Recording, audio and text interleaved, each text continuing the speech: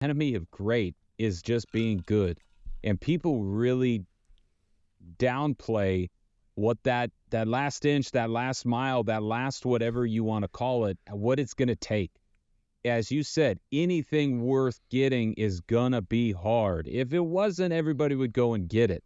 And that is something I press upon my daughters. I was an athlete, my wife was an athlete. They're naturally talented. But the difference between talent and skill is work. You have zero talent, you can go be the most skilled player on any field in the world. And so I really love that call out of the suck, of the hard. I get stand in front of groups of people and somebody raises their hand and says, I want to be an entrepreneur. I say, stand up. Scott, what's your idea? Okay, great. I don't think you should do that. And you pause and you freeze and you say, if some guy is going to distract you from this dream, you didn't want it bad enough, because there's going to be 100 days you wake up and go, what the heck am I doing and why am I doing it? There is a high likelihood that I'd get $0 and a lot of knowledge. That is something you have to be comfortable with. But the idea that we want the short fix, we want the quick answer. The reason I have success is because I do things for a decade in the dark that people come and ask me about in the light 10 years later. You ask me about my journal, 15 years, this company and this curriculum I have built, now fastest growing in the United States. Superintendents are asking me, how did you do this so fast? I said, I started building this thing in 2014. That is not that fast.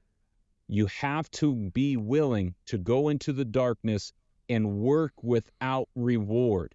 That is the price of greatness. And if you really want to be elite, and something that I have found amongst the best in the world is this phrase of enjoying the hunt. Yes, you want to kill. Yes, you want to put it up on the wall.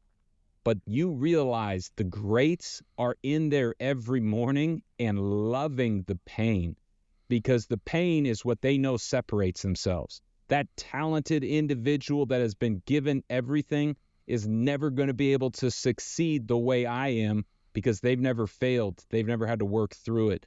I was listening to the NVIDIA founder talking to a room full of Stanford grads and just going, I feel bad for you, because you've never experienced the suck. You've never gone through that hardship. Anything great, anything worthwhile in any profession is going to be hard. I also just celebrated my 15-year wedding anniversary. People go, oh man, blah, blah, you guys, it's like, no, just as hard. 15 years, like, it's nothing good is easy. And so I love the call out, because that is something I really want to press upon my kids, myself, and really everybody. We all want gumdrops and roses every day, and that's just not the reality of life. You got to go work for something and truly, eventually, take it from somebody else if it is something worthwhile. Yeah, it's huge. It's funny because I one of the biggest changes I made in my life was I had always been results oriented, so much so that I really never focused on loving the hunt. You know, as you said, it was and I look at the differences between some of the most successful people that I know in professional sports, that personally that I know in watching successful children become successful adults. They love to practice. They love to practice. They don't just love the game, they actually love practicing. And when you think about that and you look at the enjoyment of the hunt, the daily fight, it's something special. As I got older and I shifted my mindset, there was one other thing that I think I've held on to and I talk about all the time, and that is something that I know you're doing along the way. And instead of being focused on the transaction, you've got to be focused on the relationship.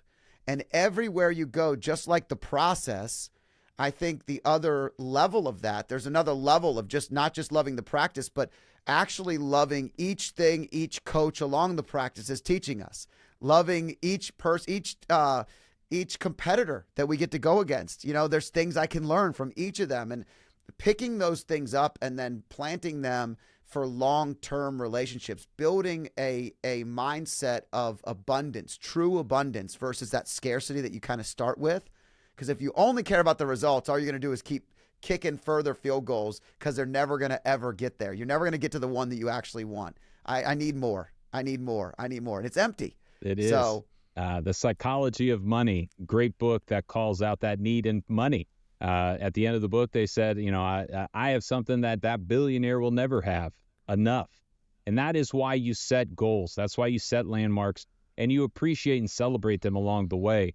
But you mentioned something right there that, my daughters are now at these camps, and every time they get home, one of my questions, I always love to ask them kind of open-ended questions, but one of my questions is, well, who is the best one on the field? Like, who is the best player out there? And they would say, oh, this girl was really good, blah, blah, blah. And I said, all right, tomorrow you go against every drill against that person. Not because I think you're going to beat them. I think you and hope you're going to lose to them, but you're going to steal from them, and you're going to get better every step of the way. And so looking at that, it is such a big kind of concept to welcome that knowledge and welcome that notion. But truly having those milestones in place where you say, this is enough for me, this is what I went and set out for and accomplished, I got to celebrate those things, because if I don't, you just pass by. Success kind of comes and goes.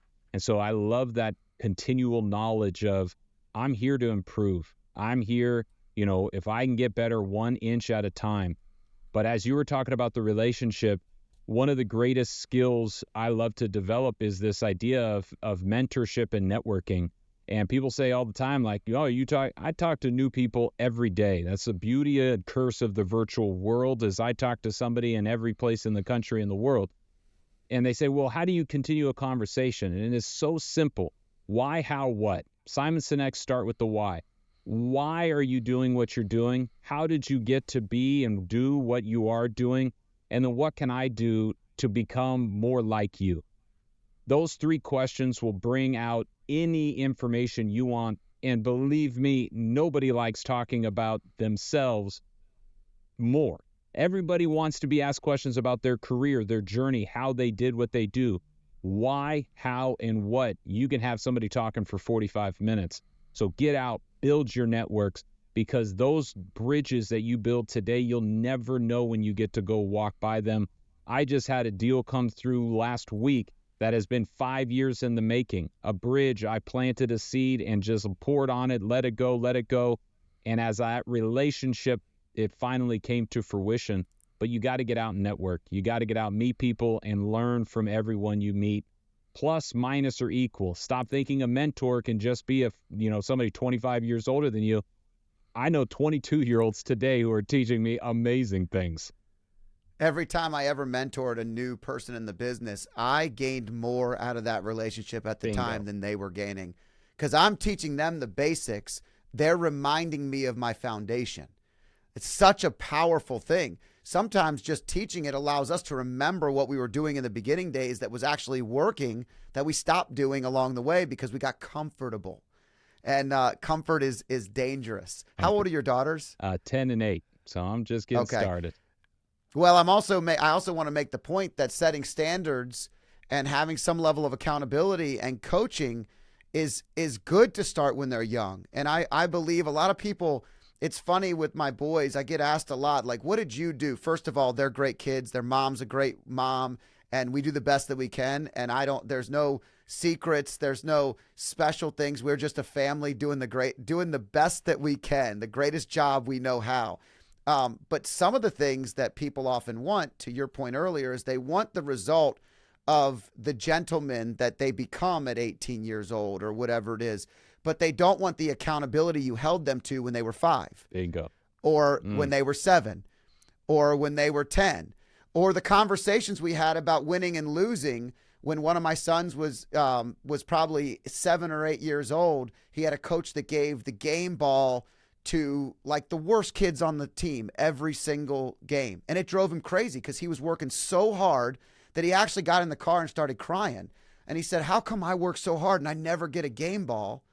And I'm scoring all the goals and I'm doing all the work. And it wasn't about being selfish or narcissistic, or it was about just the coach was rewarding the wrong behaviors. Mm-hmm. And the reality was that's how that's good for the kids that are never going to, that are exceed or excel at this sport. But for the one that wanted to excel or exceed, it was quite challenging. And so I had a conversation with him that was very I said, hey, are you playing for that coach or are you playing for yourself? Who are you playing for? You're not playing for me. You're playing for yourself. So if you feel like you had a great game, you did. And that's a lesson that most people don't have nowadays with a 7-year-old. And so I commend you for giving your daughters great advice on how to be competitors in life, because they'll be competing at so many things that they're doing. Jed, if you like clips like this, I have a similar clip here. And if you want to watch the full video, click here.